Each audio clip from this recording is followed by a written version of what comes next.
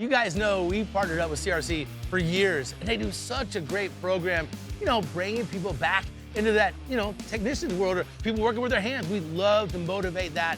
You remember we went to your shop, right? And we dusted out them Combo Pros. They look great. Oh, they look fantastic. And man, here she sits now at SEMA. What an unbelievable truck, man. I was the first one to drive it. I still am the only one to drive it. It's absolutely amazing. And you know what? This, to date, is the funnest build we've done yet. We absolutely love it. For me, I was all about that Edelbrock 900 plus horsepower, big old engine sticking out of the hood. The biggest thing I'm mad about right now, and I am mad, he's drove it, he's stomped on the loud pedal, he's burned the tires off. I ain't got to do it yet. Hey, Willie, it's fast. Somebody's jealous. Very, very. It's not for the applause, it's for the cause when That's you right. have a build like this. It's all about the kids.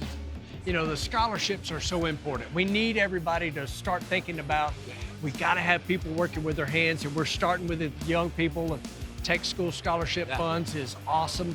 For us, we love doing these builds. This one was especially fun. You know what else makes it fun is when you have a company like CRC that can help plug in, right, and make the build easier. So Raquel, always great having you on. Tell me about some of the new products you guys brought to the forefront to help in builds like this.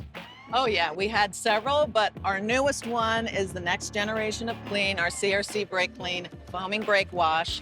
It's water-based, low VOC, and 50 state compliant. So it's gonna save a lot more. It's not gonna have as much on the floor. I mean, come on.